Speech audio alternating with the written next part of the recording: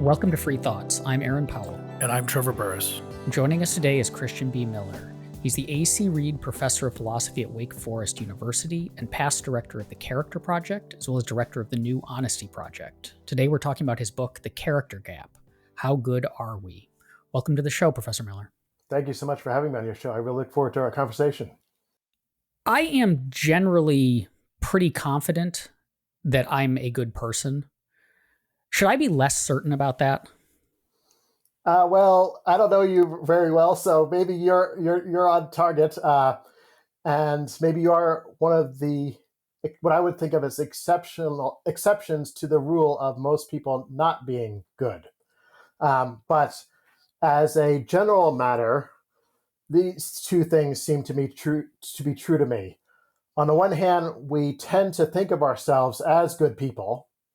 So if you look at survey data where you rate your character from 1 to 5, with 1 being poor character and 5 being very good character, lots of people will give themselves a 4 out of 5. So we tend in general to have an inflated or a high opinion of our character. But at the same time, that opinion does not seem to correspond to the facts. Because for reasons I'm sure we'll get into later, the best evidence of what character is actually like suggests that most people do not have the virtues, do not have good character, and so fall short of their own self-evaluation and self-opinion. So is the goal to try and get them, so we're going to talk about some of these experiments, but I guess we kind of flush out how some of these work. Do these experiments rely on having people self-grade? And then I would help someone and then seeing if they actually help someone? Do you actually put them into almost like fake situations that they think are real to see if they line up what they think they will do with what they actually do? Yeah, so good. So when we're thinking about character here and how good our character is, there are lots of ways to assess that.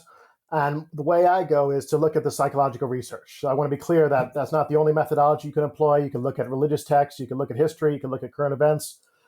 What I like about the psychological research is that it puts lots of participants into different situations that are morally relevant and sees how they behave in those situations. I should say right off the bat, I'm a philosopher. I did not run these experiments. I'm piggybacking on the work that psychologists have done for the last 50 years. And now to directly answer your question, lots of times these studies would not ask people to first rate their own character and then put them in a situation. The reason being that would potentially taint the results because you've already primed them to think about morality and think about their own character. And then you ask them to perform an action. Well, how honest am I? And I have to think about honesty and I give myself a 4 out of 5. And then a few minutes later, here's an opportunity to cheat. Are you going to take the opportunity to cheat or not? Well, that's probably not an accurate reflection of how people would ordinarily be. So instead, what we have are two different bodies of evidence here. We have, on the one hand, just surveying lots of people using paper and pencil surveys to see how they rate their own character. And then separately, different people, different experiments, different research, putting participants into concrete situations where they have an opportunity to lie or to cheat or to steal or to help or to harm, and seeing what they actually do. So do they do the right thing, where hopefully it's fairly uncontroversial what the right thing is, or do they fall short? And to cut to the chase, the pattern of behavior that I end up seeing across lots and lots of these studies, not putting a lot of weight on any one study, but looking at the body of work collectively, is a pattern of behavior that does not seem to me to correspond to what I would expect of a virtuous person. The virtuous person sets the bar pretty high for behavior as well as motivation and thoughts, and I'm not seeing that translating into or corresponding to the data that's actually out there in psychology. Maybe we can dig a bit into that before we turn to more of the findings and the individual experiments that drive them. When we talk about a virtuous person, because you said early on in our conversation, you mentioned we're talking about good character, and good character is someone with good character, someone who possesses the virtues. So what do we mean by the virtues, and what does it mean to say that someone has them versus doesn't have them? But you must be a philosopher at heart. So that's where I like to start, because a philosopher always starts by defining the terms and getting real clear what we're talking about, and then we can go and see how the messy empirical data maps on to the definitions. So you're right. I say character is the kind of broad category, and under that you have good character and bad character. And if we take good character, I'm understanding that in terms of the virtues, and bad character would be understood in terms of the vices. And then I can give examples of virtues, and then I'll give you the definition. So examples of virtues are things like honesty, temperance, justice, fortitude, gratitude, courage, and the like. These are not unfamiliar notions, hopefully, that things that we often talk about in our ordinary lives.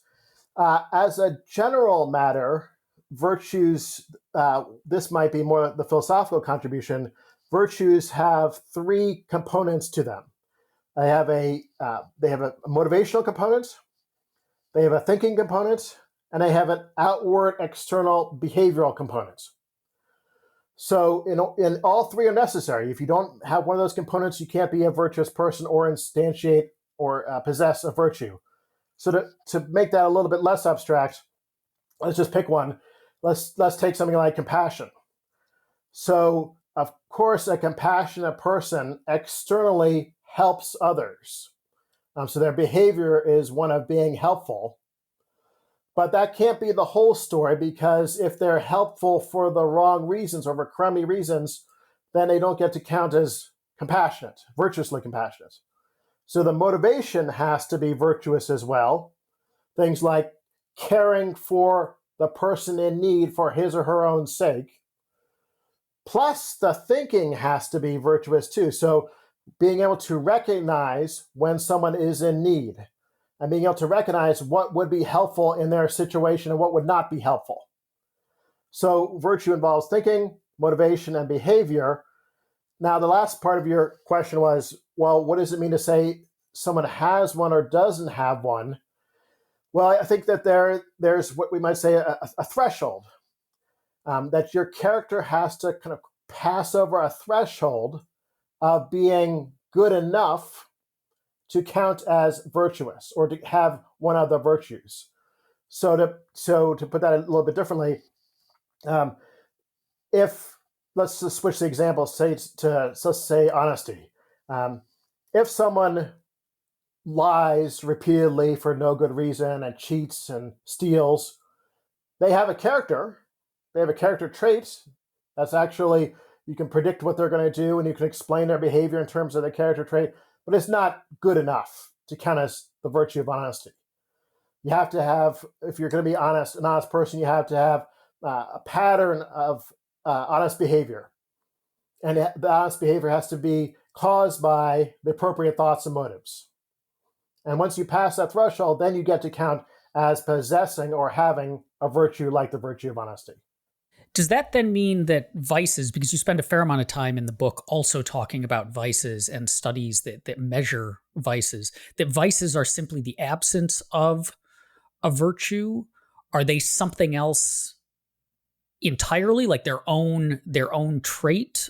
Or I'm thinking like, so that, the most famous virtue theory is probably Aristotle's, and for him it's we have vices, and then the virtue is the right spot between them. You go too far in one direction, it's a vice; too far in the other. So virtues hover between vices. But how specifically does a vice fit into this? That's great. That's a great question. People might have different views. I am definitely coming from the tradition of Aristotle. I've been influenced by him more than anyone else in my thinking about character. I do think of vices as also character traits as well, rather than just the absence of a virtue. I think that if you don't have a virtue, that leaves the door open to lots of possibilities of what your character might look like. Not necessarily vicious. So let me put this differently. You can have a virtue, you can have a vice, or you could have something in between the two. There are other options between virtue and vice. So merely saying I don't have the virtue doesn't get you a vice. Now, more on vices though. So I do think of vices as character traits. that have actually the same features of virtues, just oriented in the opposite direction. So they have a thinking component to them, they have a motivational component to them, and they have a behavioral component to them. So you could run the same story I just told about honesty using dishonesty. Think about dishonest thoughts, dishonest motives, and dishonest behavior.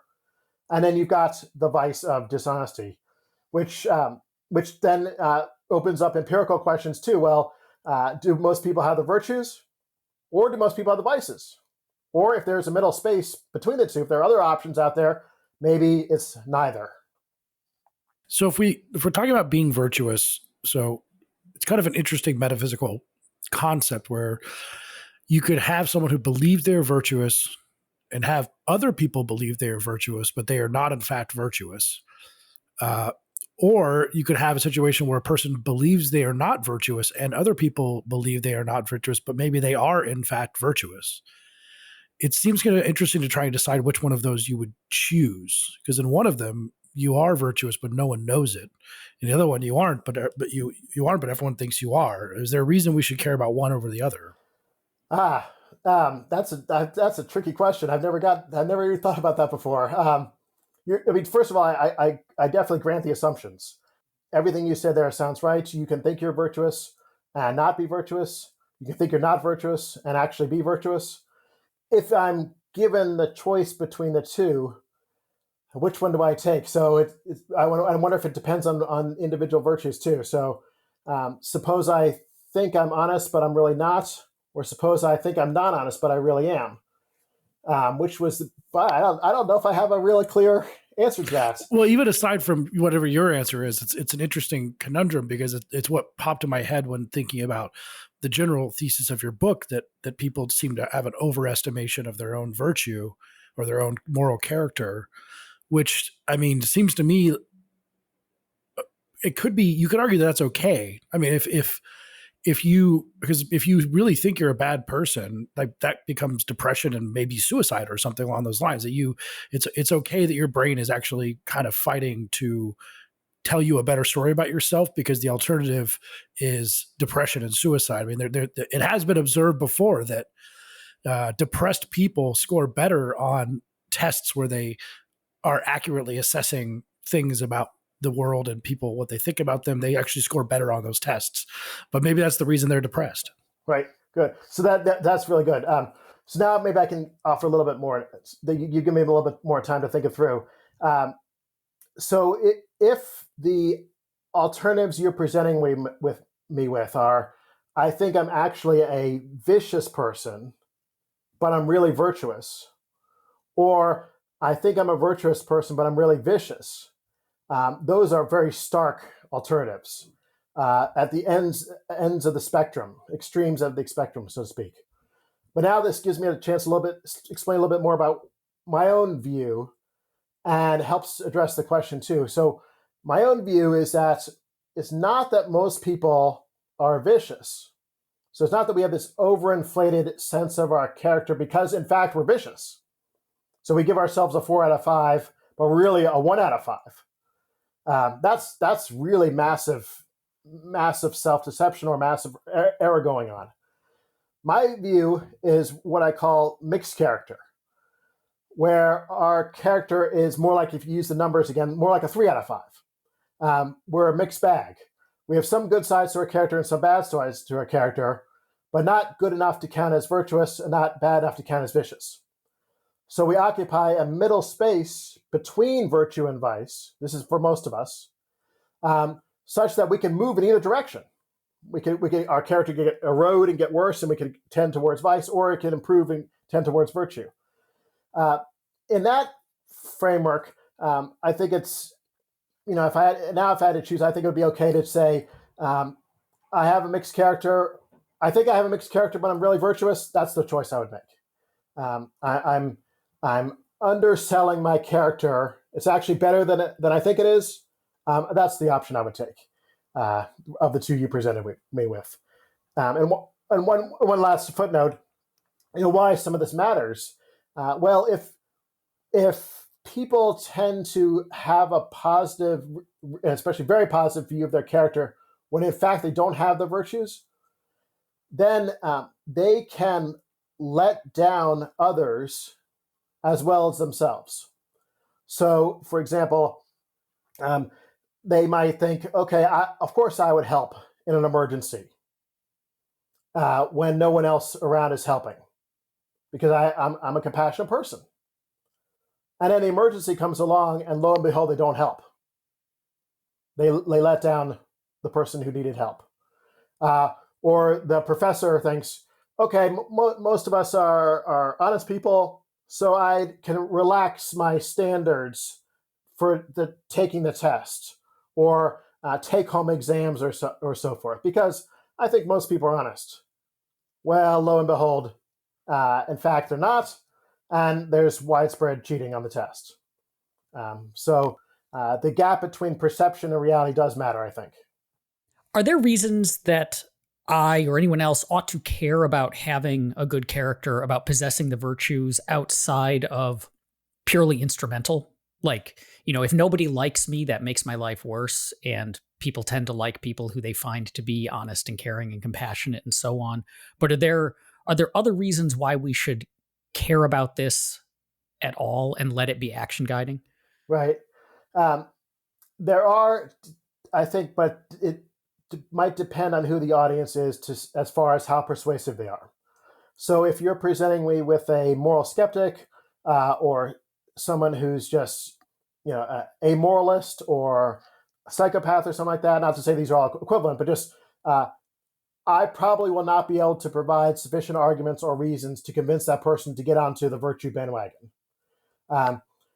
However, if I'm talking to someone who's already interested in morality, cares about doing right and wrong, and is trying to live a good life, but maybe is not as familiar with the categories of virtue and vice and learns about them and says, and then gives me that question, well, why should I devote a lot of time to this? Here's what I'd say.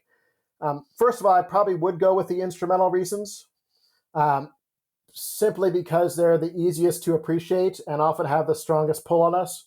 So it turns out that people with better character have all kinds of, their better character is correlated with all kinds of benefits in their life. This has emerged from the data.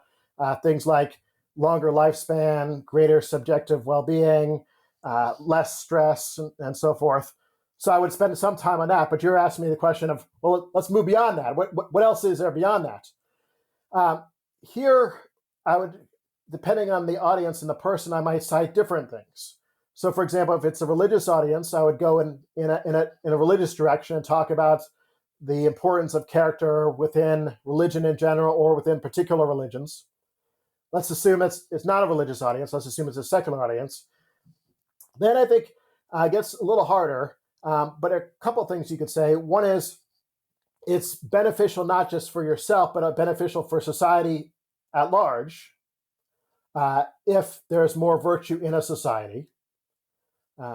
So if there's more justice actually embodied by the people in a society, that makes a society overall better. That's one thing.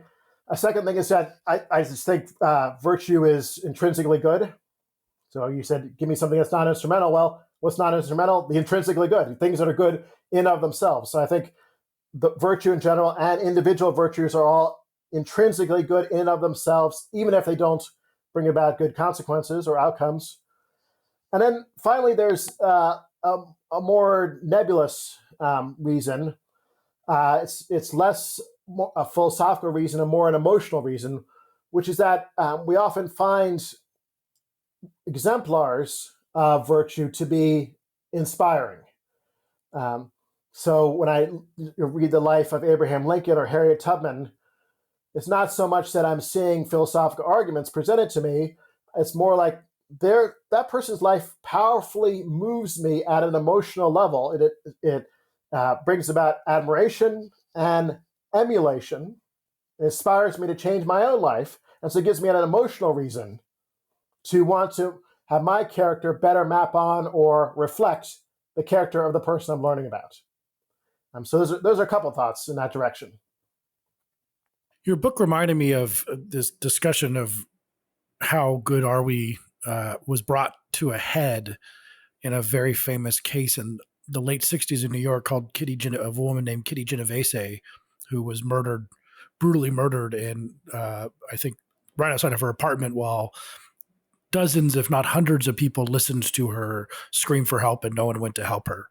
And after this happened, there was a kind of a big influx of people saying, this is exactly what's wrong with America or what's wrong with society or capitalism or you name it. People don't help each other. And there was a desire to do a bunch of experiments on similar situations. But if I recall correctly, a lot of those experiments became extremely context dependent. They didn't actually end up concluding that people just don't help people getting knifed. They sometimes don't help people if they think that someone else is going to come or the police are going to come. But if you put them in different situations, they often are pretty good at helping people. And it's very, very context dependent. Is that the way the literature is today, or has it gotten sort of worse in terms of how much we help people? That's great. So let me take it really narrow and then build up from there. So very narrowly, that case is, you're right, extremely famous. There's recently been some question about the authenticity of that case. So for listeners who want to dive into it, you just Google, and there's been some question about whether it actually happened the way it's been historically depicted. Leaving that aside, you're absolutely right. It inspired a whole bunch of research about factors which foster helping and factors which impede helping. The studies most directly relevant to that kind of case are the group effect studies. So you bring a participant into a lab. I'll give you an example of this from 1968, the Lady in Distress study. You bring a participant into the lab. The participant is taken into a room, sits down, given a survey to complete. The person in charge leaves. The participant's working on the survey. A few minutes later, another participant comes in, sits down at the same table, working on the same survey. They're strangers to each other. They don't know each other at all. The person in charge leaves. A few minutes later, there's a loud crash in the next room. The person in charge voice, you could hear the voice crying and screaming in pain. Ouch, this has fallen on me. Ouch, ouch, ouch, I can't get it off me. Clearly, she's in distress. And what happens? Well, in this variation where there are two participants who don't know each other, and one of the participants, unbeknownst to the other, is an actor, a Confederate, who's told, don't do anything, just keep working on the survey. The first participant will almost certainly not do anything either. So in that situation, only 7% of participants helped. 7, not 77, which means 93% didn't do anything to help. Now, that's stunning. That's one study I use as evidence of lack of compassion, the virtue of compassion. It doesn't prove anything by itself, but it's a data point. Now, to speak more to your question, if it was always like that, then you would get pretty pessimistic and you'd say, boy, people aren't helpful at all. But the experimenters also had a different version where there was no second participant. It was just the first participant comes in, sits down, takes a survey, the person in charge leaves. A few minutes later, there's the emergency. And in that setup, 70% of participants do something to help. So there you see quite a bit of helpfulness, whereas in the first version, you didn't. And so it does seem like it's very context dependent, as you said. Here, the relevant context is the presence or absence of the stranger who doesn't do anything. If that stranger is unresponsive, the story that's emerged is that can lead to some fear of embarrassment concerns. So why isn't another person doing anything to help? Maybe there's something I'm missing, or maybe there's a larger story, or maybe it's not really emergency. I don't want to get up out of my seat and run into the next room only to find out that nothing's wrong. I would embarrass myself. I would look like a fool. And so that's part of the psychological explanation of that phenomena, whereas you don't have that going on when it's just you by yourself as a participant alone. As I was reading all of the pretty vivid experiments that you cover in the book, and they go through, I mean, it's one of the it's a really fun part to read because the experiments, there's something fun about reading clever experimental design too. Just how do you suss out these things and how do you come up with some elaborate scenario by which you can, zero in on particular aspects of human belief or behavior. But as I was reading it, and it is, I mean, as you say, like, you're not saying that the findings are that we are all vicious people, but that we're simply, it's kind of a lukewarm approach to our virtue. But the picture that gets painted by a lot of these studies feels grim compared to, the way that we would self-assess and the way that we imagine the people that we interact with in our daily lives would actually be. And I wondered, I guess, two things. The first is the question of drawing these kinds of conclusions from psychological studies and particularly, psychological studies done in the ways these are done. So there's a while back, there was the critique of experimental psychology, the weird critique, which said, the people who participate in these studies, often they're done at universities in labs with undergraduates, are weird, and it stands for Western educated, industrialized, rich, and democratic. That it's a very particular kind of person who is the subject of these studies, and whether we can, so on the one hand, whether we can like extrapolate from that out to broader characteristics of humans in general. And the other one is, I found myself wondering, like, maybe there's something about psychology labs that makes people bad. Like, I'm being a little bit flip, but like that maybe just there's something about being in an experimental situation that like throws our moral qualities for a loop.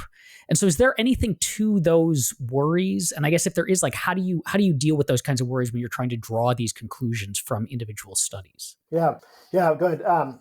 So I should preface my remarks by saying that I'm a philosopher again. I do not have a PhD in psychology, and I'm very much relying on the work that others have done before me. So, I'm no expert here, but I do have something to say about both those points. So first of all, you're quite right. There's been an almost exclusive focus on Western populations, very much a skewed perspective on college students, which is natural because the psychologists are professors at universities and they have students right there at their not disposal, but just they can use in their studies. So what I do here is, first of all, try and be more careful in how I state my conclusion. If I'm being a little bit loose, I'll say most people don't have virtue. But if you want to really pin me down, I can only say things like most people in the West in the last 50 years, because that's when we have the psychological research for, of a certain kind of age range and demographic seem like they don't have virtue. Now, what I also try and do is appeal to studies beyond just the ones that use college students. So I really like studies which construct which have a setup where the participants don't even know that they are participants. So that in the natural environment, they're being covertly observed and to see whether they help or not, for example. So I'll give you a quick example of that, and then I'll turn to the second part of your question. So here's a really interesting study where it was in a shopping mall. And so, this is anyone can be at the shopping mall. We don't have to worry about this just student population. The control group were people who were going past clothing stores and then were presented afterwards with an opportunity to help. The experimental group were people at the same shopping mall different people though, but same shopping mall, who had just passed Mrs. Fields cookies or Cinnabons, if those ring a bell. You know what that experience is like. That smells like. So they have the really pleasant aromas, and then they are given the same helping task. Now, it's not like an experimenter comes up and says, I'm part of an experiment. Can you help me with this? It's, an actor who needs some help, pretending to be an ordinary person. And, in this study, really fascinating result, about 20% of people helped in the control condition, and about 60% of people helped in the experimental condition after the Mrs. Fields cookies and Cinnabons. So this is, the best kind of study of all, when you don't even know that you're part of a study, and you get a powerful and intriguing results.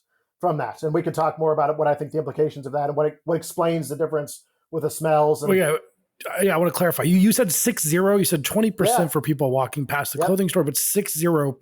Because I always thought we were going to be in a Homer Simpson situation where he's like Cinnabon or help someone out, right? But they actually helped them out more, right? I was just that's like a Simpsons. What is your interpretation of that? I'll talk about that for a little bit. I will. We'll table the other question for a moment. I'll come back to it. It's such an intriguing study. It's hard to let it go. The story, the explanatory story, the psychological story is something like this. The good smell subconsciously triggers in people's mind a good mood. It's not like you consciously say, "Oh, this is going to put me in a good mood." It just happens to you, and furthermore, triggers subsequently a desire to maintain that good mood. So those smells they put you in a good mood. You don't want that good mood to go away. You want the good mood to be maintained. But now you've walked past the stores, you don't have the smell anymore. So here comes an opportunity to help. Well, helping is a way to maintain a good mood. So that is nothing special about the helping per se. Other options in the environment which would have maintained the good mood also would have been attractive. It just so happens that the next thing that came along was the opportunity to help, and that helps me keep my good mood going. So helping increases. So this also goes back to your earlier question of situational factors and how this is not a bleak picture, we never help. No, look, these people did help much more than the controls did because of a very specific situational feature in their environment, the smell, which they themselves weren't even aware of having an impact on their helping. If you ask them, after 10 minutes later, well, why did you help? And they'll say, well, that person needed help, or I wasn't in any hurry, and it seemed like the right thing to do. And they would be oblivious to the impact of the smell as a factor in leading to their helping. Okay, so now the other question was, do psychological studies somehow skew the results in a certain way, kind of bring out a darker side to our character, or kind of give us license to act worse than we perhaps normally would? And I would say I would push back on that a little bit in two ways. One way is just piggybacking on what I was just saying, which is that sometimes psychological studies are such that the participants don't even know they're in a study. So they're not even aware of it. But the second thing I would say is that, there are plenty of studies which we haven't highlighted as much in this conversation, but plenty of studies which show good sides to human beings. And so maybe I'll just give you one to kind of balance things out a little bit. So this is by my favorite psychologist of all, Daniel Batson, who taught at the University of Kansas for most of his career. And he's one of the world's experts on empathy. So in his studies, just condensing it really briefly, he was able to find that students, and unfortunately this is mainly student populations in his research, students who were made to feel empathy for the suffering of others as compared to a control group which did not have an empathy manipulation. So the students who felt empathy for the suffering of others would help way more than the control group. And furthermore, he found, he constructed an argument over many years that their helping was altruistically motivated, which means that it was not self-interested helping, but selfless helping aimed at the good of the other person. Now, this is very encouraging to my ears, right? Or my eyes when I'm reading it on the page, to see that here in this area of our character, most people's character, we are disposed to help reliably and to do so for altruistic reasons. That's a big thumbs up, in my opinion. Yeah, no, I agree. The experiments aren't all bad. One of the ones that is more legendary that you discuss too in the book is one that a lot of people just know, which is the Milgram experiments of authority, which is a little bit different because those do tend to give a pretty generally bad view of how people will behave when they're told by an authority figure to torture someone. And so could you talk a little bit about that experiment, and then also any variances, if you'd like, about how has it been replicated, or what conditions has it been replicated, and what it might mean for our visions of authority and our virtue. Right. Sure. Great. And that's a nice one to cite too, because it's, if you know the study, and I'll summarize in a minute. That's initially it's going to take you into the vice thoughts, right? That, boy, we are pretty wretched people. But even here, there's a positive side to it, which gives me more of a mixed character picture too. So, but first, some context. So these are the Milgram studies from the 1960s. They were designed to test whether, quote unquote, ordinary people in conditions where they are being pressured by authority figures could be brought to commit atrocities. And so exploring some issues from, for example, from World War II and quote unquote ordinary Germans, and how they were brought to or chose to, in a fairly short period of time, commit atrocities to the Jews. So what Milgram in the standard setup did was he'd have a person come in, sit down, told to administer a test to a stranger in the next room who is hooked up to an electric shock machine. For every wrong answer that the person in the next room got, the person in charge of the test would be told, you have to turn up this shock dial more and more. So more wrong answers, higher shock. The other thing to mention about the setup is that behind the participant would be an authority figure, often in a white coat, looking very scientific and in charge, who wouldn't do much unless there was a lot of objection from the participants, in which case the authority figure would say things like, you must continue, please continue, we need this results. So what ended up happening? Well, for those listeners who are not familiar with this, it's really important to note that this is rigged. The person in the next room is an actor. It's not really getting electric shocks, so that's good. But the participant doesn't know that. The participant thinks that these are real shocks. And so what ends up happening is that the person in the next room, by design, gets a lot of wrong answers. There's pressure from the environment and the authority figure on the participant to keep turning up the shock dial. And lo and behold, the majority of participants do turn up the shock dial more and more and more, up to the point where there's the test taker in the next room is shouting in pain, is saying, I have a heart condition, is pounding on the walls, is saying, get me out of this, I don't consent to this anymore. Nevertheless, the majority of participants kept turning the dial up to the XXX level, which is the lethal, turned out to be, from their perspective, the lethal level of shock, at which point there was just silence. So that's a little higher than 60% did that. Now, if I stop there, boy, that is depressing. There's no doubt about it. I mean, it's disturbing. It's not a one-off experiment either. Milgram himself replicated it. It's been replicated all over the world. It's for a time, and then you couldn't do it anymore once the ethics standards got a little bit more stringent. Rightly so, when you think about what psychological harm this might do to people who are part of the study. I'll just say that was my reading this. One of my reactions was like, yes, it tells us something about the people who participated, but what does this study tell us about the vices possessed by Stanley Milgram? Because he kept inflicting this, and you tell these stories in there. You mentioned people who are just kind of reduced to tears, who are broken after participating in this, and he's just like, let's do it again. Well, not fortunately. Yes, right. Fortunately, not the same person, but even then, it's just going through it one time.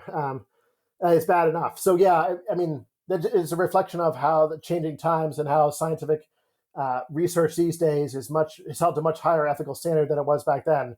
But yeah, I have similar questions myself about the judgment involved in designing this study and ordinary people through it.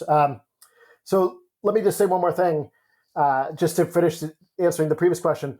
What about variations? Well, first, one lesson I derive from this is we have a significant desire to obey authority figures, much more than we might have originally appreciated. And this is part of the disconnect between what we think our character is and what our character actually is. Nevertheless, there are variants of this study which show almost no harm done. So, for example, if there is no authority figure present in the room, then the shocking goes way down. The level of shock goes way down. If there are two authority figures who are arguing with each other or conflicted, contradicting each other, shocking goes way down. If the authority figure is not in the same room but is in another room and is just communicating with a participant over the phone, shocking goes way down. So it doesn't seem like people just have this perverse desire to be cruel, but of course some do. There are masochists in the world and so forth. But by and large, most people don't have this just perverse desire to be cruel. When the authority figure's position was undermined or non-existent, the participants did not take advantage of their opportunity to inflict harm. In fact, they were very reserved, very self-controlled. So it's a mixed bag there too, I think.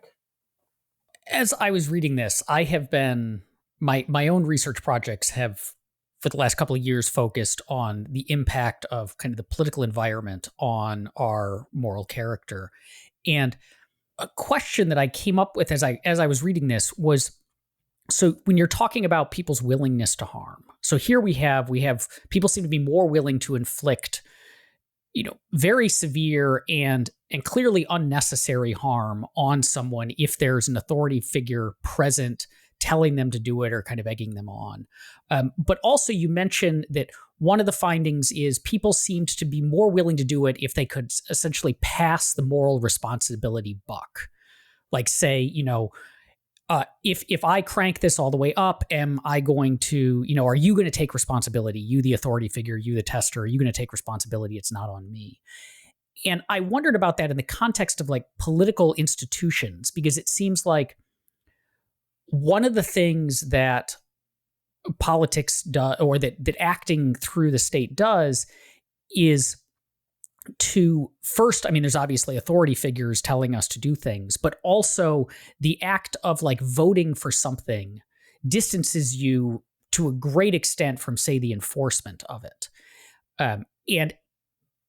And so am I right in thinking there's a potential worry there based on these findings that this distance makes us potentially more willing to do harmful things to each other via like the mechanisms of legislation and so on, because it's easier to pass the buck? Like I voted for it, but I'm not the one enforcing it. I'm not the one doing these things ultimately, or I'm doing it, or authority figures are the ones doing it, so it's okay. Like, could there potentially be like a short circuiting there that would drive us in directions that might not be beneficial, even if like this system is necessary? Yeah, I can only speculate here. So that's a really intriguing question. I'm sure there's some research on it in political psychology, and it's just outside of my comfort zone. So just take this as pure speculation. So you're quite right. In the Milgram case, what mattered to a lot of participants was who's going to be at fault here and who's going to be assigned blame and responsibility. And it seemed clear that if they got reassurance that the authority figure would be the one who was ultimately responsible, not them, for the harm that was being caused, then that licensed them to increase the level of shock. So we'd have to think about it. Could that parallel apply in the political case? So I vote for, or I in some way support this representative, but then it's up to the representative to carry out these actions. And if the representative gets it wrong, it's not my fault, but it's that person's fault. That seems to me to be run in parallel, but without looking at the actual research, I'm reticent to to do anything more than speculate. That's a good point. There could be a lot of obviously different factors in there. But I politically, I have the one point that I've tried to do when I act politically is to be a person of good moral character, and hopefully think about some of these experiments like the Milgram experiment and whether or not I'm falling prey to some of these many errors of thinking or biases or a variety of things that undercut your moral character. But in my reading of a lot of the literature, it's kind of a distressing conclusion that even if you know about this stuff, it doesn't make you a better person in many instances. That you can know about the Milgram experiment and then go find yourself in it and find yourself turning up the dial. So like, it seems to me that studying these examples that you talk about, I mean, it's something that you should pay attention to and look for yourself, but it doesn't solve the problem by itself of creating good moral character, does it? No, that's intriguing. So this takes us into the kind of third part of the book. The first part being definitions and why is character important. The middle part being what does the psychological research tell us in this kind of mixed character picture. And then the final part of the book being character improvement and how to become a better person, how to close the character gap, which is the metaphor I use in the title of the book. So in that last part, I outline a variety of different strategies for trying to grow in virtue and trying to overcome our mixed character. And one of them you're taking us to right now is what I call getting the word out, which is increasing our familiarity with some of these biases and some of these results from psychology so that we have a better self-awareness of what's going on in our own minds, and then be in a position to curb or counteract the more vicious tendencies or the more negative tendencies in our minds. Now, so I would say I agree with you that alone is not sufficient, but I think it can be a helpful piece. So, and there is some experimental research to back this up too. So let me give you one of these studies to help clarify what I mean here. Go back to not the Milgram, which we were just talking about, but a little bit earlier to the group effects and the emergencies, and if you're with strangers who aren't helping. There was a study done in the 70s which looked at, okay, what impact would it have if we educated people about the group effect, the bystander effect, and then subsequently they were presented with an emergency situation in which others were not helping. So would the group that got the education help more when in a real emergency, so this speaks to your point, as opposed to the control group, which did not get the education and was presented with the same emergency? And in this one study, which it's only one study, it needs to be replicated. I don't put tremendous weight on it, but it's promising, it's suggestive. It turned out that helping, remember, in the original group effect study, it was about 7%. In the control version of this study, it was about, I can't remember off the top of my head, but around 12% or so. In the group which got the education, the helping quadrupled. So the group that was educated about the group effect, and then 2 weeks later was presented with an emergency, and they quadrupled their helping compared to the control. So, so that's promising to me. Learning more about these tendencies so that if we confront the relevant situations, we can be more on guard and remember, okay, why am I not helping? It might not be for any good reason. It might be because of fear of embarrassment. That's not a good reason. I need to help. I need to step up to the plate. That seems to be a helpful piece, even if it's not sufficient by itself. What are some of the other methods that show promise for improving our character? Sure. So I'll give you two more. So this was called Getting the Word Out.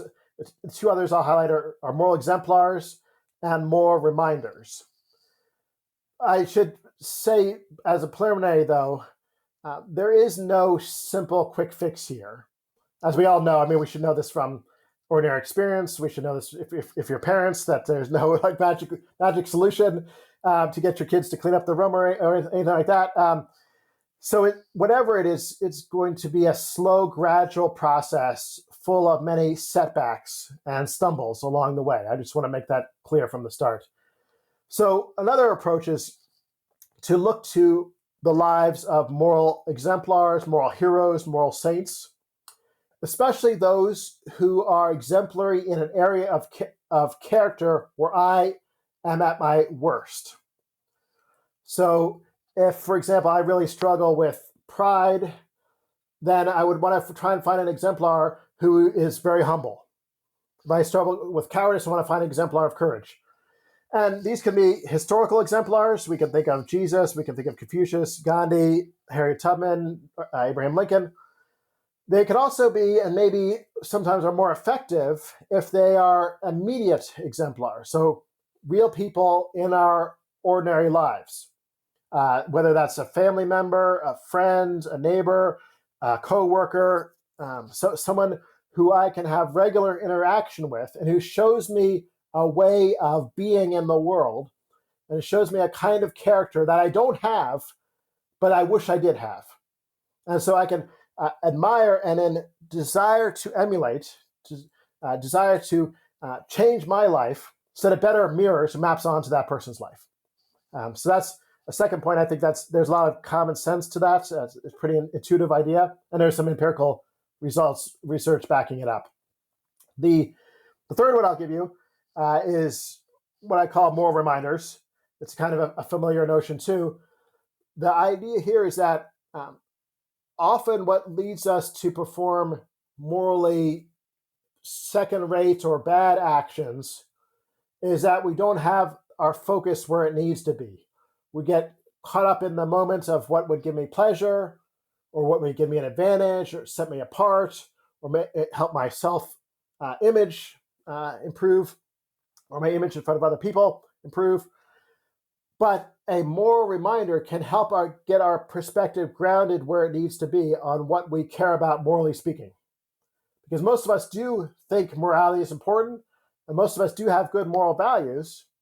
We think that cheating is wrong, we think that lying is wrong, we think that stealing is wrong, and so forth, at least in most cases. It's just that we can get psychologically distracted onto other things that promote, say, our own pleasure. So a moral reminder could take the form of starting the day with a certain reading that's morally loaded, ending the day with a diary or a writing exercise that reflects back on what I did well or not during the day. Getting text messages throughout the day that keep me oriented where I need to be. So say things like, think about what else someone else is going through at this moment as opposed to what I'm going through. These are small things. They could be signage on the wall in your office.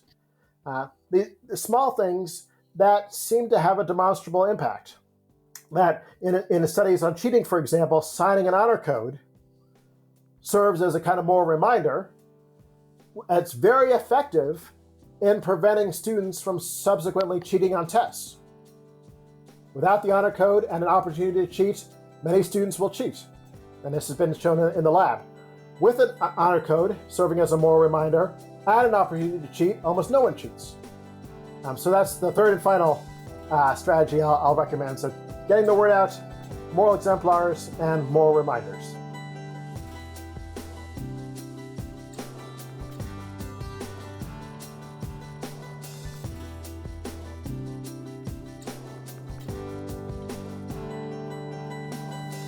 Thank you for listening.